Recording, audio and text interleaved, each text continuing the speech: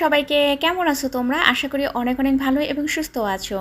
তো দেখেছো, এই যে আমি আমার নিজের হাতে কেক বানিয়েছি। এটা আমি বাড়িতে তৈরি করেছি। আর যখনই অ্যাড্রিয়া কেক খেতে চাই, কিছুদিন পর পরই আমি এভাবে অ্যাড্রিয়াকে বানিয়ে দিই। একদম খেতে কিন্তু বেকারির কেকের মতোই সেম। তো আমি কেকের যাবতীয় যা কিছু আছে আমি বাড়িতে কিনে নিয়েছি। তো কিনে নিয়েই আমি আমার মন মতো করে এই কেকগুলো আমি ডেকোরেশন করি বা বাড়িতে বানাই। তো সেম কিন্তু আমরা যে রকম কেক বেকারি থেকে কিনে খাই, এই কেকগুলো সেম একই রকমভাবে আমি বাড়িতে তৈরি করি।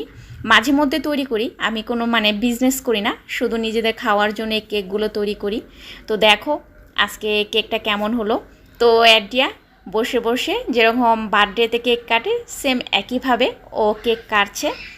আর কেকটা কিন্তু দারুণ ছিল, কি বলবো, অনেক ভালো হয়েছিল কেকটা, সফট, অনেক দারুণ। আর আমি সবসময় কেক বানালে অল্প ক্রিম দিয়ে চেষ্টা করি কেক বানানোর। আর আমি এখানে কোনো ফুড কালার বা এরকম কোনো কিছুই ইউজ করি না, কারণ যেহেতু আমরা নিজেরা খাবো, তাই সবসময় আমি চেষ্টা করি ভালো কিছু বানানোর বা ভালো কিছু ট্রাই করার। তাই আমি এই কেকটা একদম সাধারণভাবে করেছি, দেখেছো। আর ক্রিম কিন্তু আমি অনেক অল্প দিয়েছিলাম।